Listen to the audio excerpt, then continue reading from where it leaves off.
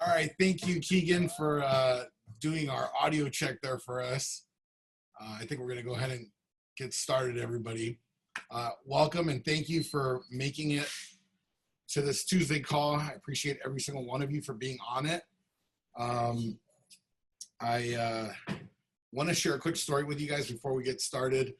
If you remember, a couple weeks ago, we had our little protests and riots, or shall I say, big protests and big riots.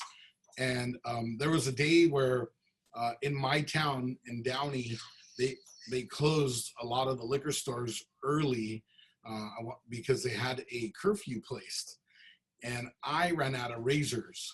And I went to Walgreens and I was trying to make it there before the curfew. And when I got to the Walgreens or whatever, they were closed. And then I drove to a liquor store and the guy was still open, and they had those little one blade disposable big razors, and you know, they're very cheap and whatever. So I took those home and I was shaving, and the first time out I nicked myself in the nose, nicked myself somewhere in the chin, and then somewhere else down lower on my neck.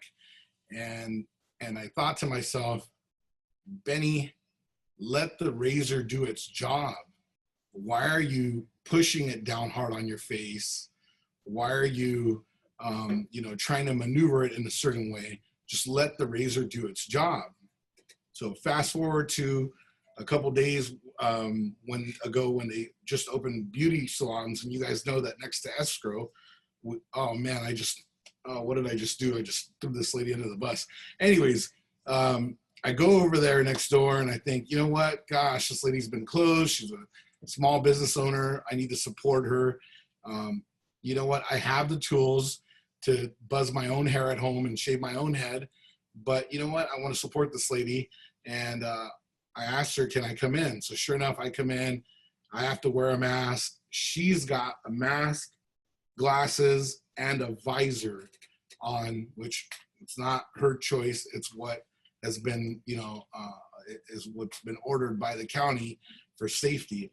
And she goes ahead and she buzzes my hair, and she leaves about 2 to 3 long hairs, right? I don't realize that until I go into the restroom here in the office afterwards.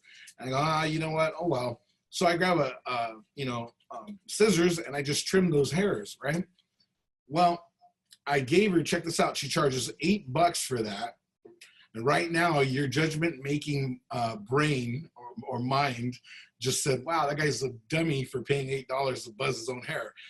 But anyways, I like somebody else doing it for me because that's not my job. So anyways, that's the way I like to see it. So I gave her $20, $8 for the haircut, and then $12 tip, okay? And that's the way that that's what would make me feel good in getting our economy going back and supporting our local businesses. And that's what I felt, was right. And that's what I gave her. But she missed 2, 3 hairs, right? All right. Fast forward to last Saturday, I'm here in the office. I go, you know what? My hair is overgrown again. I don't want to do it myself. So I go over and I ask her, she goes, sure, come on in. And it only really takes her 10 minutes to do this. But this time, I'm thinking, should I give her $20? Should I give her just 10? What should I do? And I'm really overthinking it. And I said, you know what? No, man, the right thing is to give her another $20. So I give her another $20. I get in my car, I drive home, look in the mirror at home, and this time she left about 20 hairs grown out.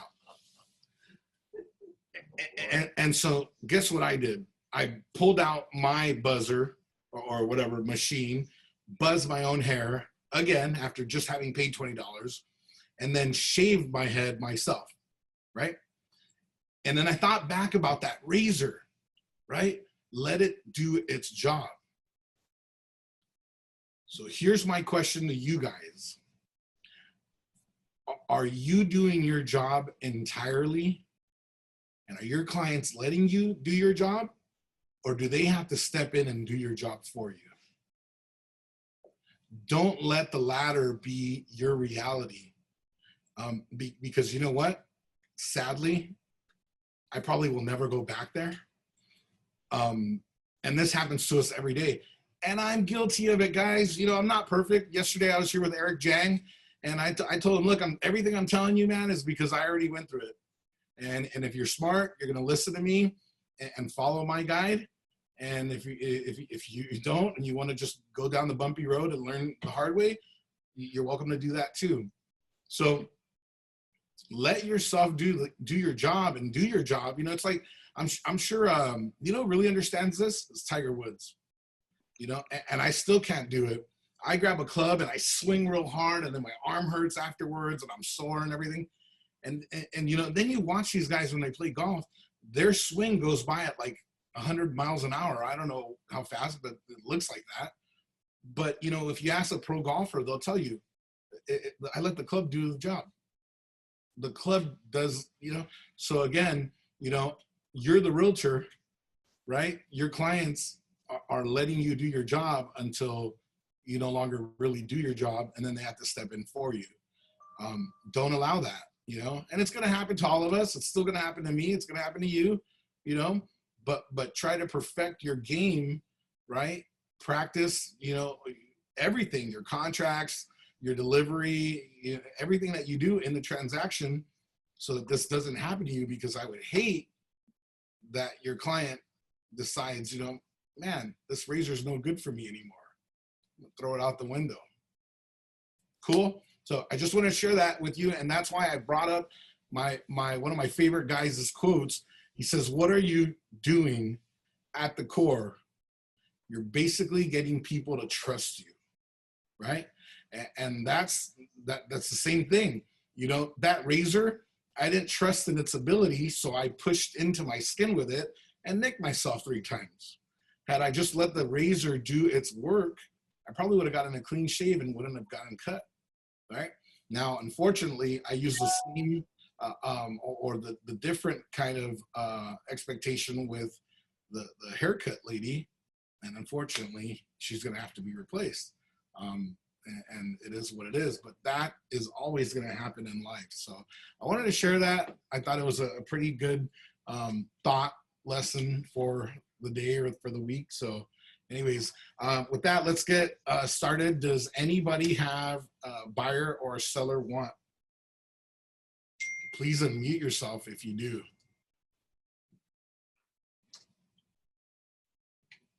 You know, when I was younger, I used to go to these car auctions, and the guy go,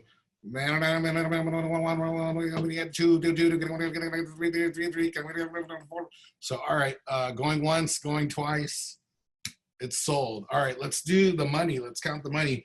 David Grimm is in the house today, and he's looking at this big stack of cash sitting in front of him, and he thinks he wants to look at the numbers too. So sorry, I've got a little thing blocking me here. All right, cool. So we've got 15 pending transactions that we know of in SkySlope, guys. And of course, some of you are still putting in those transactions at the very tail end of your deal.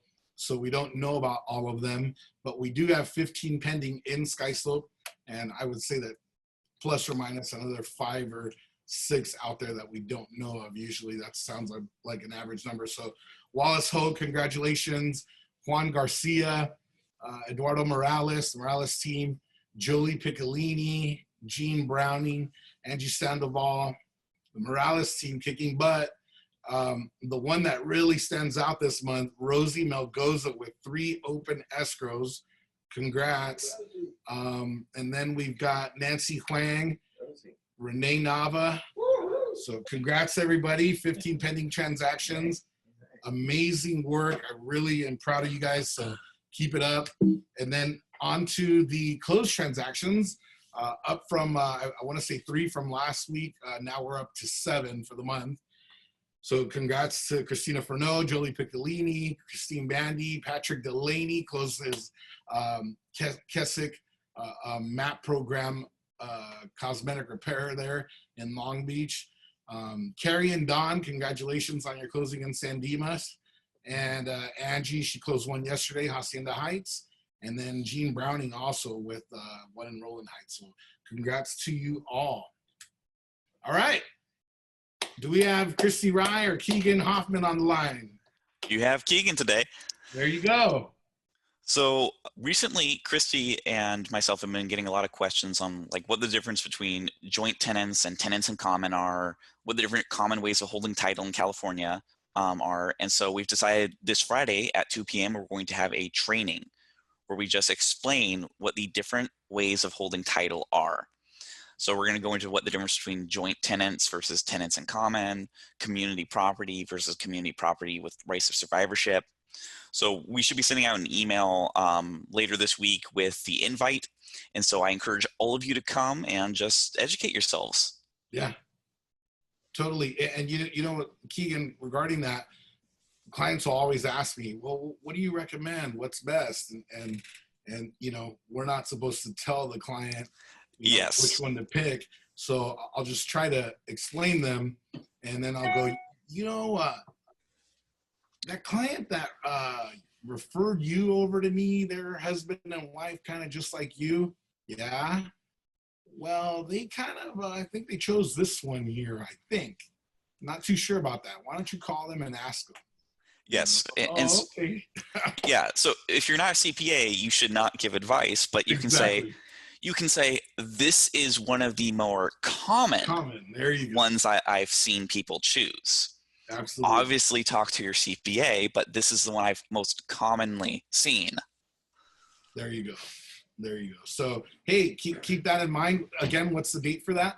It will be this Friday at 2 p.m. This Friday at 2 p.m. You know, you guys definitely get that one down, because there's nothing more embarrassing than a client going, hey, well, what's the different ways of vesting? And you're just sitting there holding your, twiddling your thumbs going, I really don't know. So please make sure that you attend that class. A lot of great information. And of course, Christy Rice. So it's at their office. Well, it'll be on Zoom. Oh, yeah. It'll be on Zoom, right, Keegan? Yes, it'll be a Zoom meeting. We should be sending out the invites later this week. Sweet. All right. Anything else? That's it for today. Where's the lovely Christy Rye today? I believe she's driving here, or she might be getting her car fixed. She had a car fix. Yeah, she had an issue with a tire, and so she's been running around since Friday. All right. Yeah. Hey, I've been there before, so I know what that's like. All right. Well, thank you, Keegan. Let's bring Mr. Money. Hey, good morning. Good morning. So, yeah, the first thing I'll do is update you guys on rates. Rates have remained pretty steady. If anything, maybe have slightly come down. So on an FHA mortgage, you're looking at about 2.875, VA about 2.875, conventional loan, you're looking at about 3.25. All of these are assuming excellent credit. Also, it's going to depend on your loan to value as well, your down payment, as well as occupancy. So there's lots of different criteria that go into determining what the interest rate is going to be for your client. But those are all for primary residence, excellent credit. One thing I wanted to share with you guys is a new app that we have. It's like a mortgage application link. We call it Rapid App. So it's kind of similar to what Quicken Loans has, Rocket Mortgage. It's going to be a similar concept. We already have the ability for clients to take an online application, but we've been working on this technology that's kind of just more up-to-date, more user-friendly, has some really cool features to it. So some of the features that I like is that the client can enter in their username and password for their bank accounts, their online banking, and it'll pull through their two most recent bank statements. It'll pull through the transaction history. So we're no longer going to have to bug clients for getting transaction history for specific dates to show the withdrawal of the earnest money deposit. We'll be able to pull that ourselves. It's not for all banks, but the major banks we're going to have access to, like Chase, Wells Fargo, Bank of America. There's about 10 banks that offer this service through our app. So that's going to be super helpful, not only for us as a lender, but also for the clients. It's very user-friendly. If, like, for instance, a client gets hung up in the process, they can notify the loan officer. I can hop in behind them and actually see the screen that they're viewing. So I can walk them through anything that they might have gotten stuck on. it automatically pulls a soft credit report.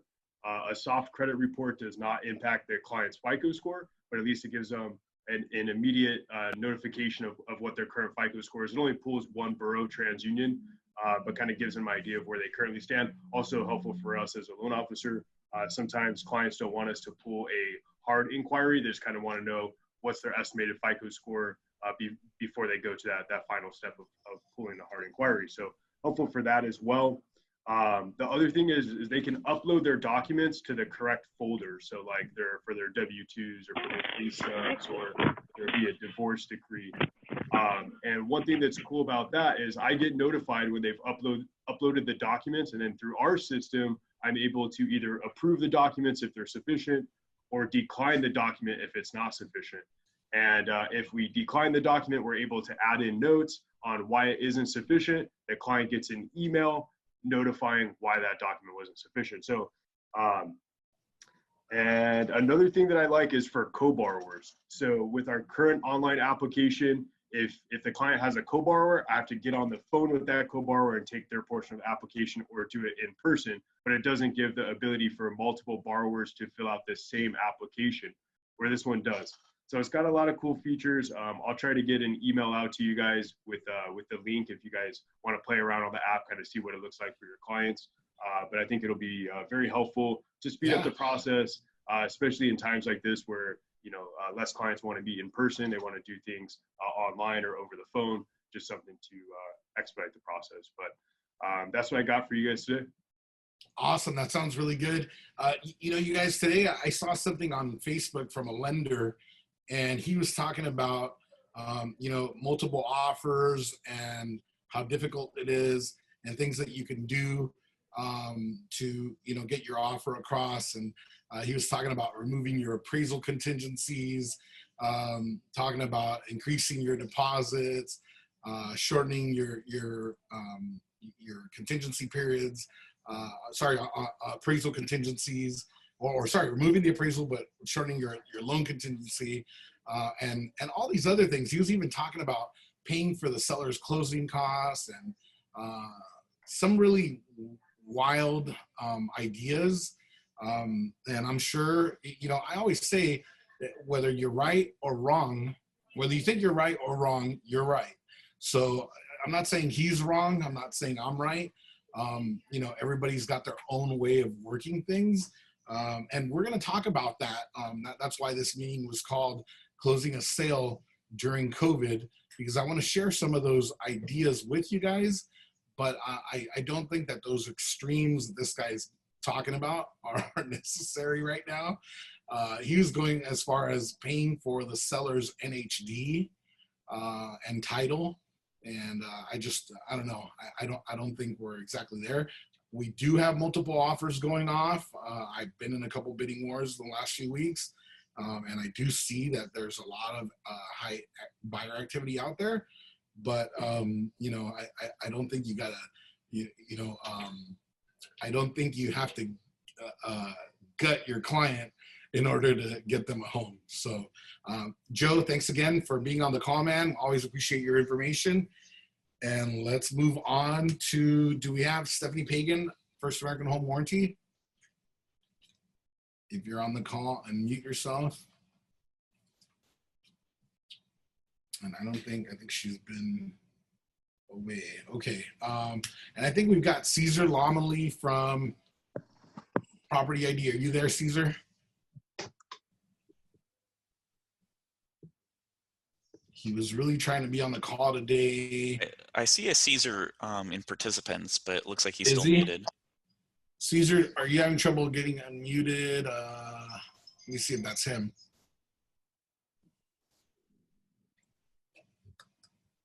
Oh, for some reason. Okay. Is that him? There he is. All right, awesome. Hey, Caesar, welcome. Hey, thank you for inviting. And I agree with your point that you just said. There's no reason to give the farm away. It kind of dilutes everybody. So I don't think we're there with respect to giving all the services away, paying for all the services. Completely agree. Awesome. Any news to share with us regarding Property ID, Caesar?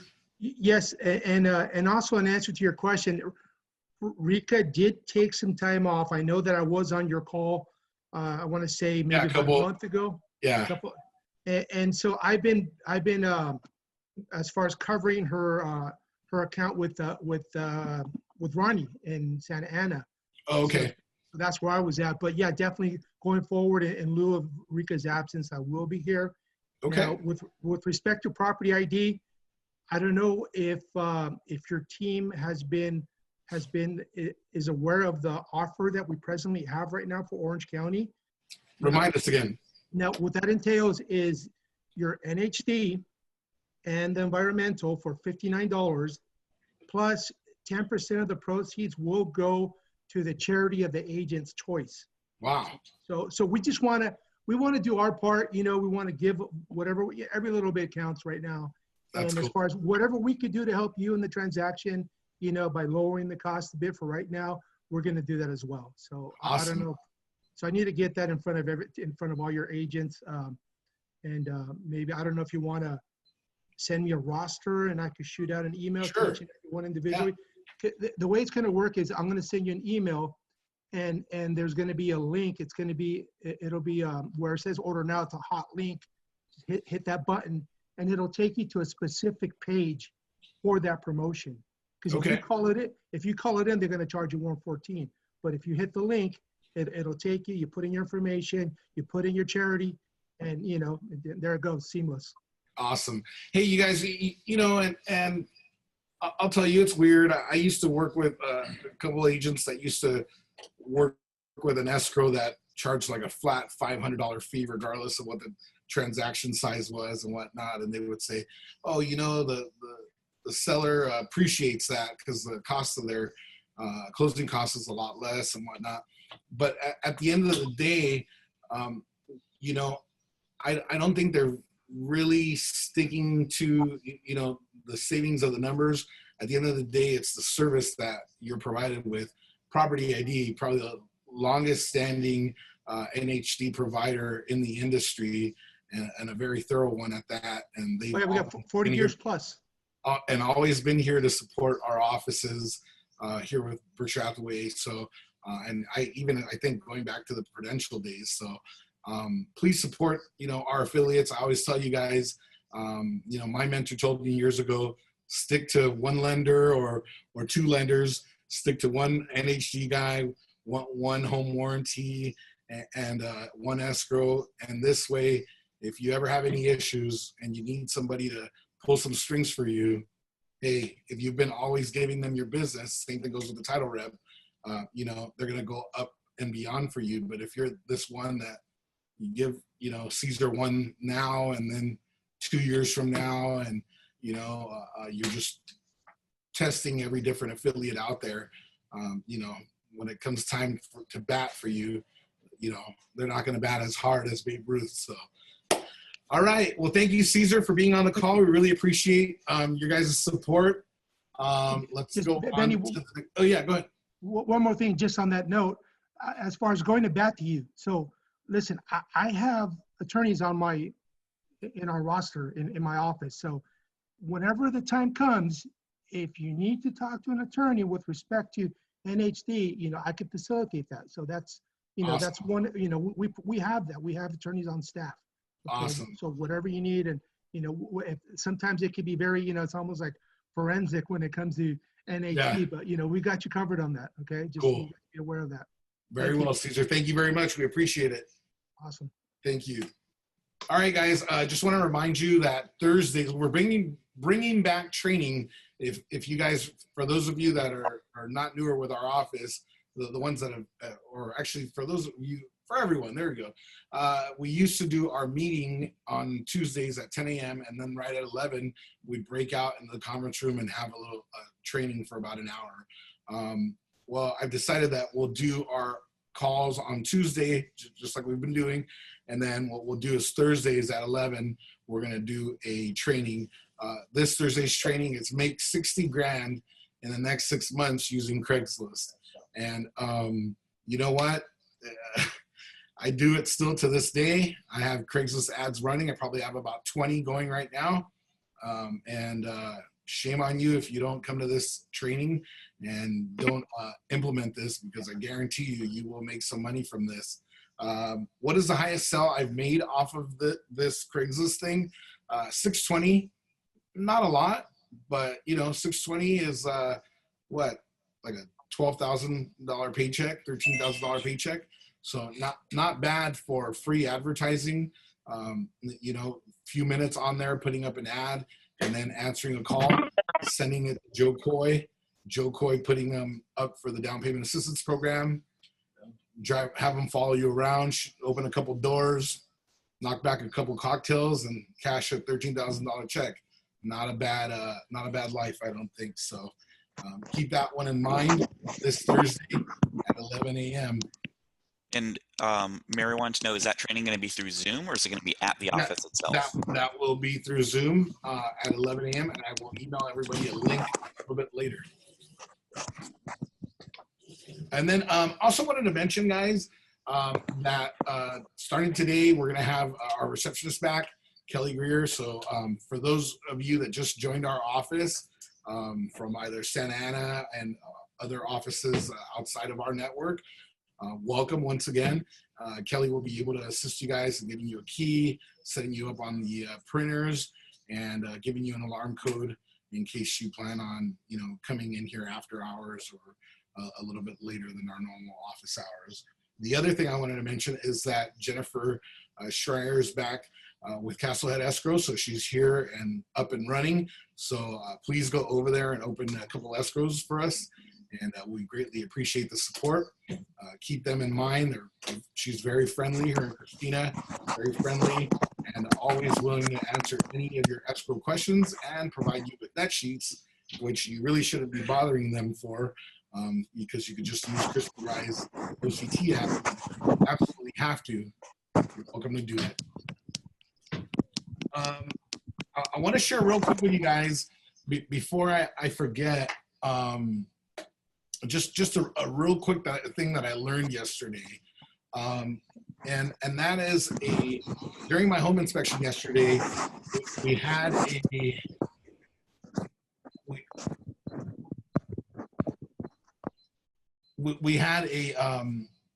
right away the home inspector walks in and he goes, "Hey, that's a Rampart General chimney." I go, what right away when he said Rampart, I thought of LAPD scandal. so I go, Rampart General, what's that mean? And he says, well, you know, between the 1960s and 80s, this company in Santa Ana, Rampart General, they used to build these chimneys. And what they would do is they'd precast them out of some aluminate cement, some kind of stuff that's not actual cement, and it produces like a white, off-white color. And basically they would build these in 3 parts, and they load them up on trucks. And that's a picture there, as you can see to the right, of this Rampart General.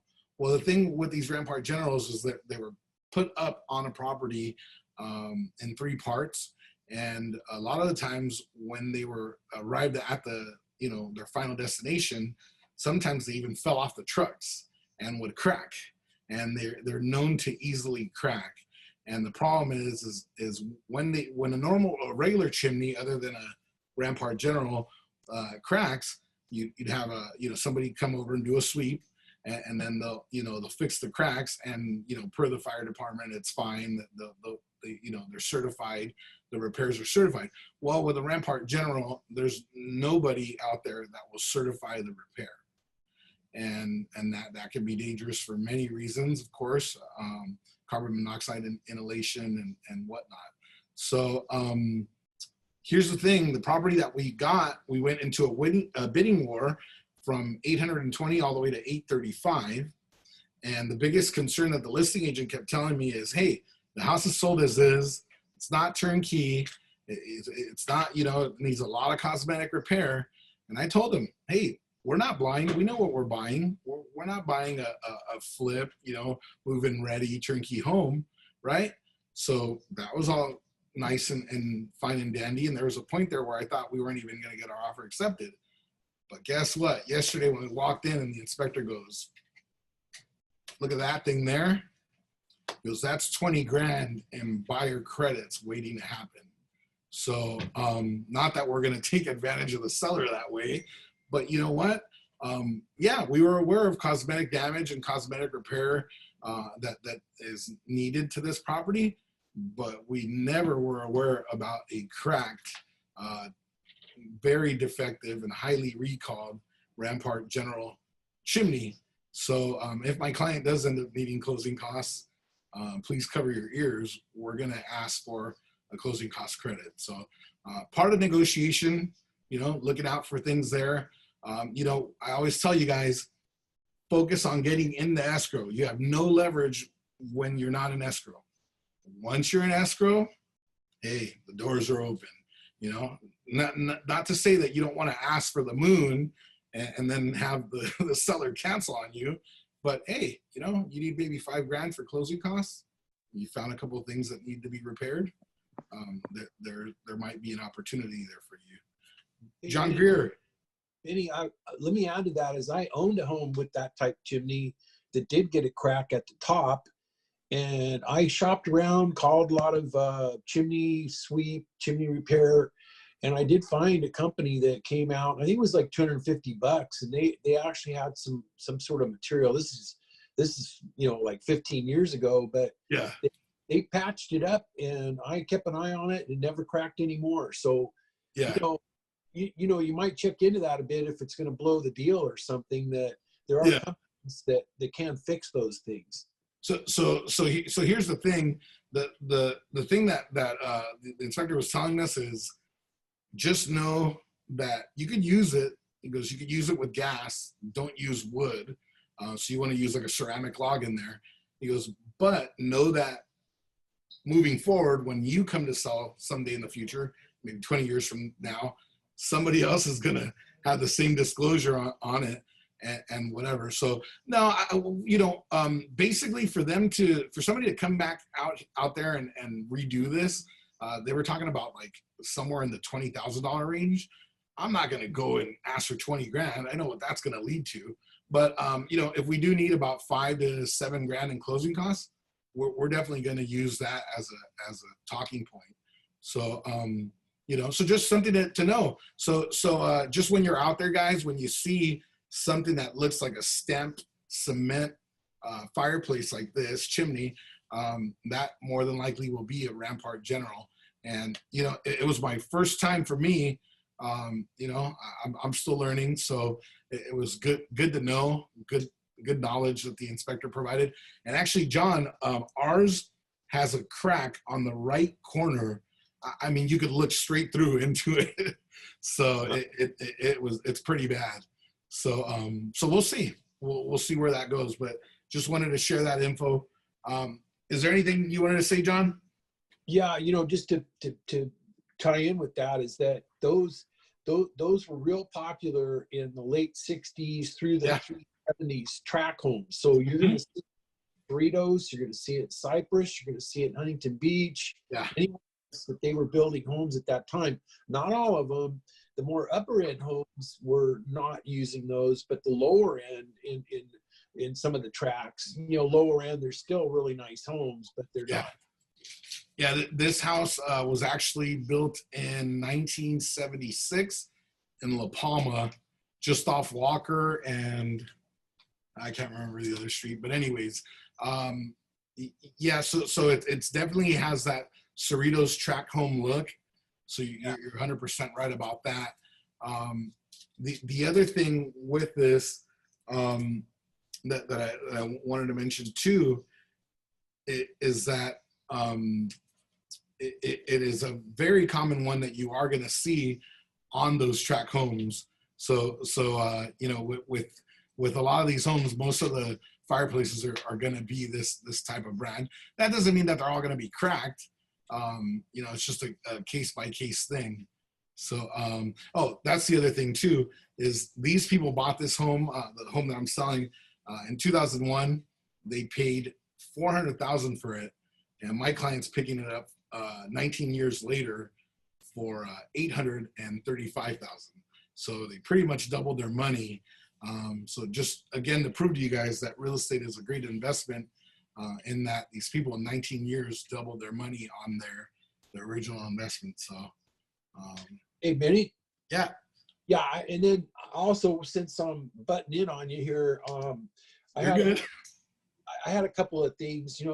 Another one that made me think. You're talking about multiple offers, and Joe was talking about the rates and stuff. Is what do you think? What's it tell you regarding the buyers right now, in what they're feeling about the housing market? Does anybody have something to input there? Please unmute yourself if you. All right. Well, I'll tell you what. One, they're very excited about the excellent rates right now. Two, they have confidence that the market's going to hang in there, and they believe prices are still going to go up or hang in there where they're at now, along with the tax deductions and things that people need. So when you've got somebody sitting on a fence about whether they should buy now or wait a little bit, the first thing I'm telling them is, hey, there's a lot of people that want to buy right now. They want to take advantage of these lower rates and what have you. So, just something to think about when you have this kind of situation. The other one, Benny, is on Thursday. You're going to have your meeting at 11. Is that what you said? Correct. Yeah. And then, does anybody ever heard of a guy named Dennis Rosas? Well, Tell me about him. Tell me about him. He's a legend in his own mind. He's also the president of our company. But on Thursdays he has a event that he does every Thursday at 1:30 to 2:45. He runs the show on that, and he asked me to ask all of you to sit on that. It's a knowledgeable person teaching the course. And I'll have Kelly send out a email blast to get the Zoom meeting info, but it's the miracle of self-discipline this week, and goal setting, planning and organizing, priority setting, things like that I think would help you guys. Last week he had Debbie DeGroat on there. Yeah. And the reason he kind of got after me is that they had like 130 agents from our company on that call. There wasn't anybody from Cypress. So, I think it's something to take advantage of. And, maybe every week it's, there's a subject that's not important to you, or you got it down already. But if you haven't, there's a good spot to go sit in and get some information. So it's watch for that email. I'll send it out. It's not going to be specific. Where I got it was in company events. So I'll send it and I'll put in the subject line. It's the Thursday meeting at 1:30. Cool. And then hey, that was it for me, Benny. I just okay. Put in there. Awesome. Yeah, thanks for sharing that, John. Yeah, guys, keep that in mind. Thursdays they're putting that on, and then Saturday Series for Success, they're still doing it on video, Mulhern Academy. So keep all that in mind. Great information. Keep on learning. I wanted to share this video picture with you guys. This is Edwin Acevedo out of Downey, local realtor, and this is a picture he took on, I want to say 14th. What is that? Probably a Sunday in the city of Bell. Look at that. Those are all people standing in line to go into this home to view it. Selling homes in Linwood, Huntington Park, and Bell. Buyers are taking advantage of these low rates. The market is hot. So next time you're out there showing and you see something like this, take a picture and throw it up on your Facebook, because you telling people that the market is hot is one thing, but you showing them a picture of it. When I saw this, I thought, man, and then I think he even went as far as making a video. Did you see that? I'm not kidding when I tell you that rates are sort of low. Real estate market is hot. Yeah, see, he's got a he's shooting a video, and look at that line of people. So, like John just said right now, guys, what is that informing you is that people are seeing, and like I mentioned to you guys before, your payment today compared to 2 months ago, $500 less, depending on what you're looking at an $800,000 house, maybe even $600-700 less, right? I mean, hey, that buys you another Mercedes in the driveway, you know, instead of throwing it all to the house, right? So something to keep in mind, you know, that's really what's happening currently out in our market. So, are you guys, yeah, you're still able to see that. Okay, cool. So there's a question in the chat. Are we allowed to hold open houses now? Not yet, unfortunately, no. But pretty soon, guys, pretty soon. And then I'm gonna hold you to the fire, because once we really are able to do it, I'm gonna want to see all of you guys out there holding all these open houses that we're talking about. So, Keegan, thanks for watching that chat for me, man. I really appreciate that. Of course.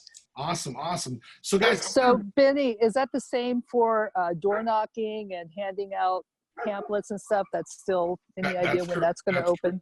Correct, yeah. The only thing you can do right now is show with a mask. You don't no longer have to wear gloves or booties, but that's correct. Hey, Benny, yeah. Benny, let me throw this in there, is that I'm still out doing my pass outs. Right. Nobody Yeah, me too. complained or I haven't, pardon me? Oh, yeah, I'm still doing my stuff. Now, I'm not knocking on doors, and I'm being really careful when somebody's out in the yard or something that I make some noise. Good morning, good afternoon. Hey, if you don't mind, I had a flyer. I was just going to leave it on your porch, if that's okay, or something. They'll tell me, yeah, go ahead, or here, just give it to me, and they'll walk right up to me and stuff. I'm trying to wear a mask when I do it, so it's hard when you're walking. But farming, no, we're really not supposed to. But if you handle it properly, there isn't somebody standing out there from, Yeah. Watching what's going on in neighborhoods. So Kalosha's standing by, waiting to blow the whistle. yeah, No, so no. I'm just saying, you know what? This is our livelihood. Mhm.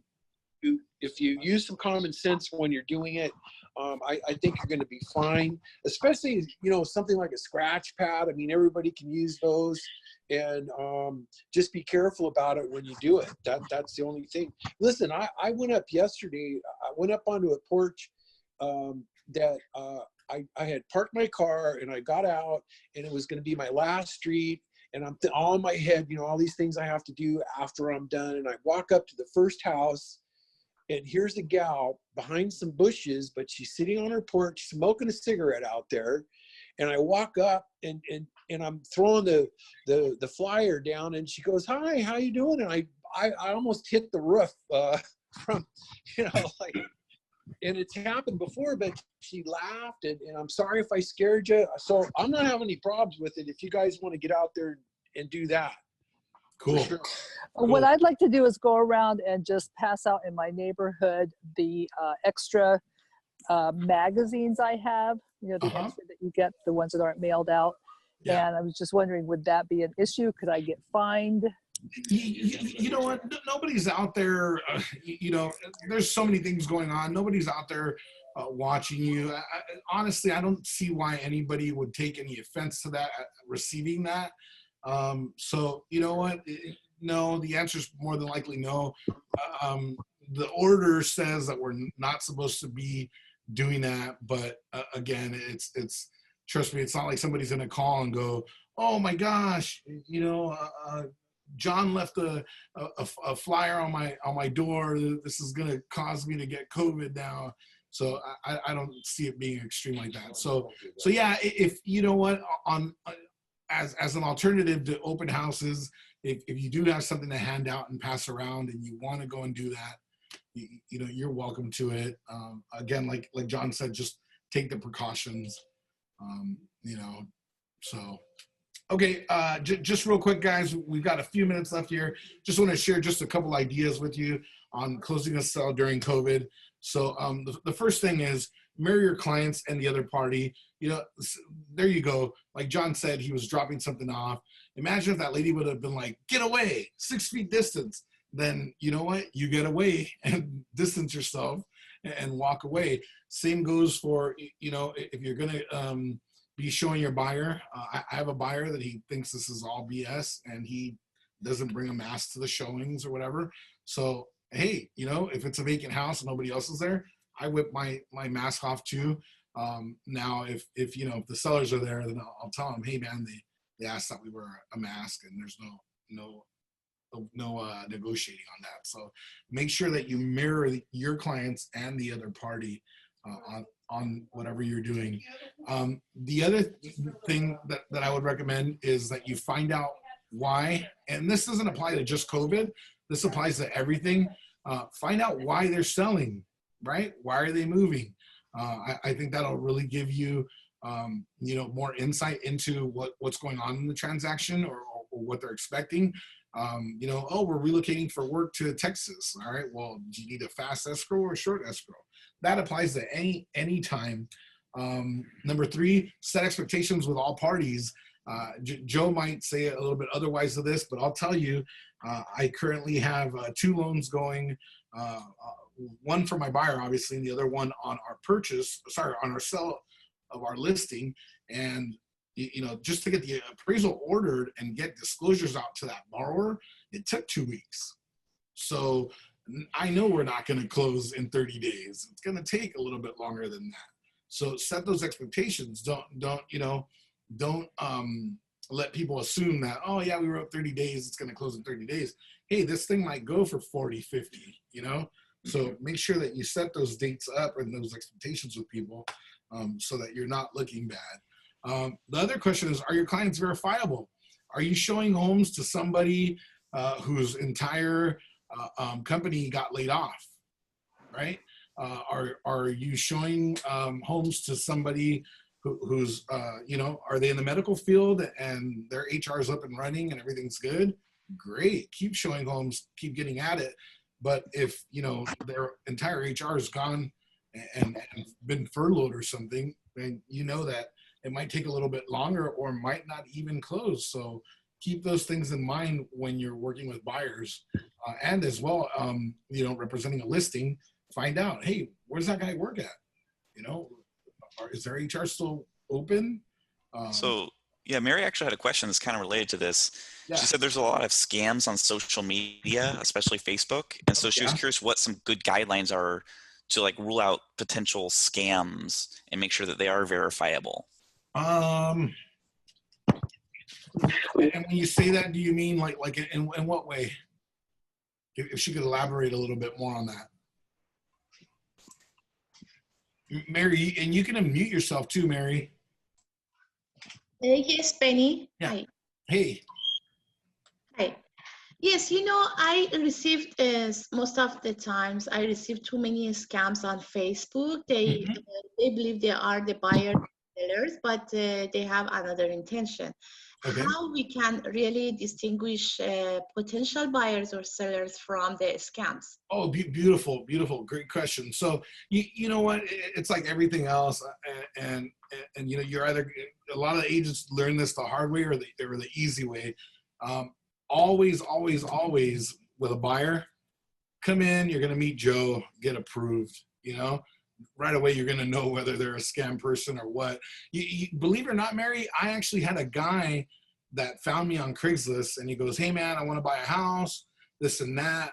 My wife, she's, her parents are loaded. We don't even need down payment assistance. We can do this, blah, blah, blah, blah, blah.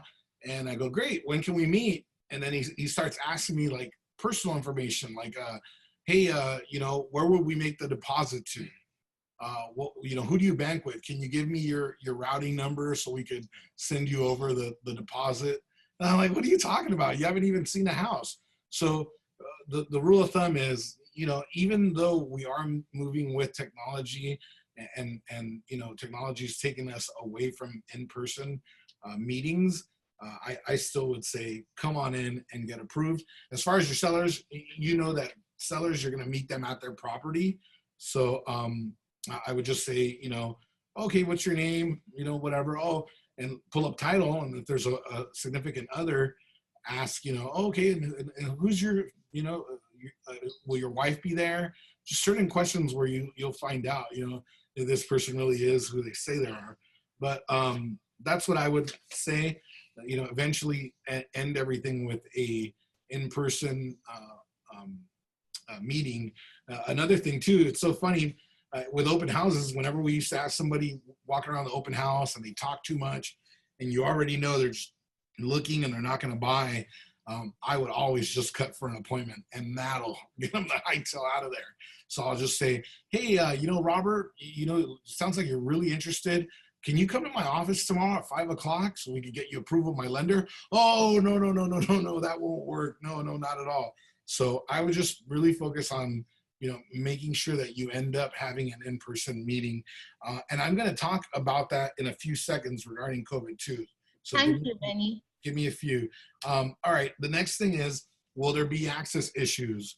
You need to find out, you know, hey, are we going to be able to bring the appraiser and inspector over? Or you know, or is that going to be a problem? You know, a lot of people are working from home right now, so that's actually not being a problem. But then again, you know, I have clients right now that are working from home, and they're like, we don't want anybody coming over during these times because we're on video calls, and we don't need any, you know, strangers walking, you know, behind us on the camera. So, you know, find those things out. Which PEAD, V or S? Well, by now you should know that if you're bringing over a buyer or an inspector or anybody else to a property, you need a PEAD V. If you're talking about a seller or a seller's tenants, you need a PEAD S. So keep those in mind, that those are the two different ones that you'll need depending on who you're talking about. And here's the thing, guys. John, you know the guy that used to own Century 21 Landmark? Alan something. He's got a weird last name. Anyways, I showed his listing a couple weeks ago. I sent him the original PEAD guys that first came out when coronavirus started. And he's like, hey, man, you sent the wrong PEAD and blah, blah, blah, blah, blah, and this and that. And I go, dude, I showed 3 houses last weekend and nobody asked me for a PEAD. Every agent was a lot older and they didn't care because the house was vacant and this house is vacant. What do you care? Oh, no, you got to do the right thing. You should know better, blah, blah. I go, yeah, all right, dude. We'll send it over to you in a few minutes, you know? So again, going back to mirror your client, mirror your agent. If your agent is highly, you know, by the book, you know, I need all the forms or else, then you know that you're going to need to provide them, you know, all the right paperwork. But if they're more laid back and cool, so I always ask, you know, hey man, I want to show your property at this address on this date, this time, you know, let me know if that works. And then they'll come back and go, yeah, send me the PEAD. All right, cool. Some won't. Some will just go, yeah, go direct, man. There's a lockbox. So just keep that in mind. And just in an effort of time, guys, I'm running a little bit quick here. We're almost done. Be mindful of your service providers. I went to an inspection earlier in COVID, probably like a week into it. And this guy was just freaking out, the inspector. He didn't want anybody at the inspection. He didn't tell us this. He told us once we got there, which was dumb, but whatever. And he had the big visor on. He almost looked like he was one of these astronauts, you know, because he had all this like gear on. And so just, you know, keep in mind, what if they're, you know, they have a underlying disease that they're worried about. You know, you might want to know that up front. Just, you know, being mindful of those people. All right, number 8, make light of the situation and advertise the success. So just like that picture I showed you a few minutes ago with that guy, Edwin, you know, make light of the situation and advertise the success. One of the other things that you can do after you close is have your clients hold a sold sign and wear a mask, you know, and just, you know, say, hey, although, you know, everything that's going on and it's crazy and hectic and COVID and whatnot, we got it done, you know. Trust me, a lot of people want to see that. You monkey see, monkey do. Not that we're calling our clients monkeys, but people will follow by what others do. So 9, know the facts. So you should know your numbers. Yeah, actually, this month we closed more sales than we closed last month. We've got more buyers. Joe said the rate's 2.75. Refis are at 3.25.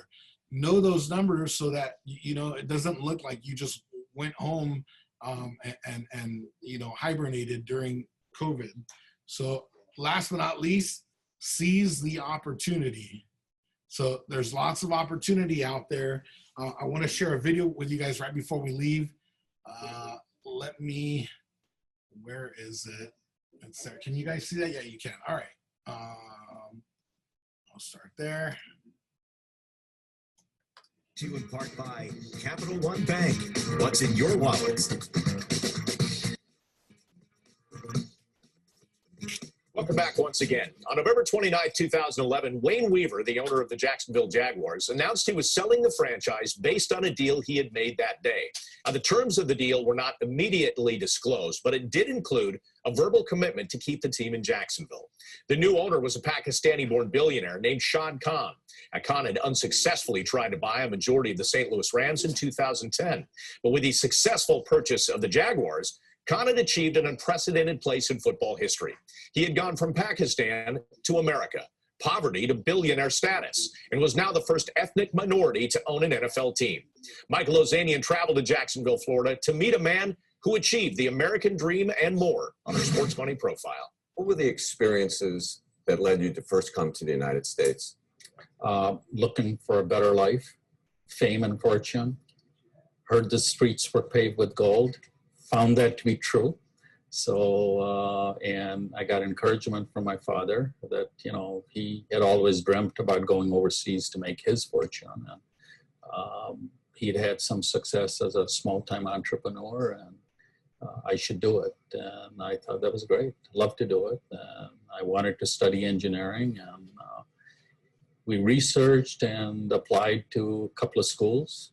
The first letter that came was from University of Illinois and admitted, so there I went. In the winter of 1967, 16-year-old Khan traveled for days to make his way from Pakistan to Chicago, where he knew absolutely no one. That area had almost a century's worth storm, blizzard, about 30 inches of snow. So the air traffic was shut for days. So when I got there, I'd been traveling for several days. And, they drop you off at night, and so you're looking at snow and, where you go.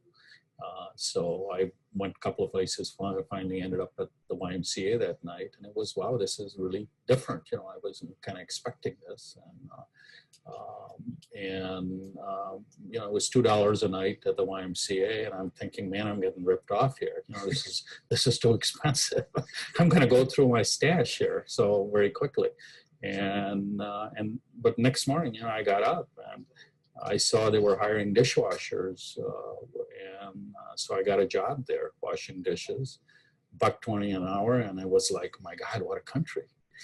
That I'm making more money now than 99.9% of the people in Pakistan, and can't get any better. So then I started engineering school, which was hard. And I'd be saying, I can make this kind of money without a degree. Why should I even be going to engineering school? But then you discover the good things of American life, the social life. And I pledged a fraternity, and then, you had to have, most of the guys there had convertibles, so I had to get a car, which meant you need another job. So you get on that American dream very quickly. Khan started working for the automobile manufacturer Flexingate while he attended school and continued working there until 1978, when he opened his own business with a small business loan and $16,000 that he had managed to save. 2 years later, he bought Flexingate and was well on the road to riches. But even after achieving the American dream, Shad Khan had an even bigger goal: to one day become an owner in the sport he had fallen in love with since coming to America. In 2010, he tried to buy the Rams, and even though he wasn't successful, Khan was undeterred. By the end of 2011, he would make his dream come true.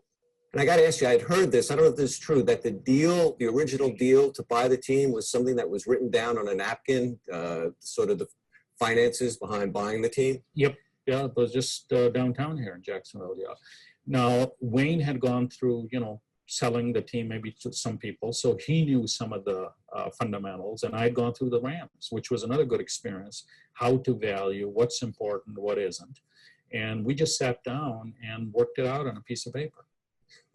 How much detail was on that napkin? Well, I framed it. I probably should have brought it over. So, but what was on it was we started off with a price, then we started deducting for certain things. It came down to a number, and both he and I knew that the way to do a transaction was that you can't really have too many adds or deducts. That's what really ties things down. And really you're fighting over, in the scheme of things, not that much money, but you end up just destroying the timing and the whole relationship in the process.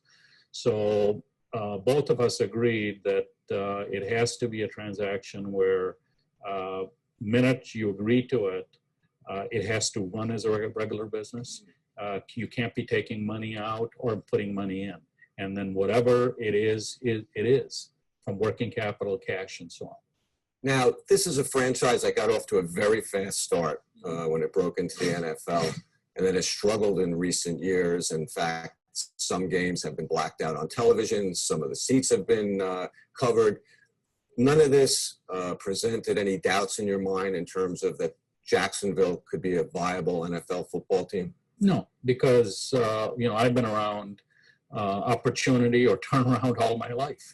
And for me, I was ready for an NFL team. This is, this is your calling. I mean, your number gets called here in Jacksonville. So you take the situation and you make it better. Coming up, we'll find out how Shad Khan plans to make the Jaguars better. So guys, in closing, I want to share with you real quick. 2 agents in our office, currently stage 4 cancer patients, and undergoing chemotherapy, 1 week on, 1 week off. So 1 week that they're, in infusion of chemotherapy, and I've never experienced it, but I know and have heard that, that week that you take the infusion, it's just very difficult to do anything. One of those agents closed a transaction on Monday here with our office. The other agent, candidly, was here up until like 9:30 last night, meeting with clients and a lender. So I point this out to you because just like Shahid Khan said, that there's opportunity. He was looking at the opportunity, not at, everything else going around him, that blizzard that was going on in town. How beautiful that he said, he got a job washing dishes, and immediately he was making more money than 99.9% of the people in Pakistan, right?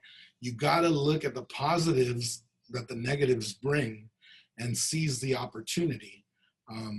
These 2 agents, they could choose to use cancer as an excuse to give up, or they can use it as an excuse to work even harder, right? And just like I say, Henry Ford said, whether you think you're wrong or right, you're right.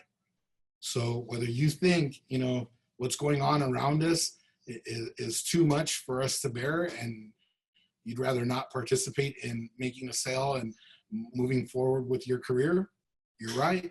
And whether you think, there's lots of opportunity out there to be had. Interest rates are 2.75 for buyers. There's a crazy overbidding going on. You're right. With that, we leave you. Make it an amazing week, guys. Looking forward to seeing you Thursday on our training at 11 a.m. I will send a link out a little bit later today. Make it a great and amazing day. Take care. Thanks again for being on the call. See you. Thank you.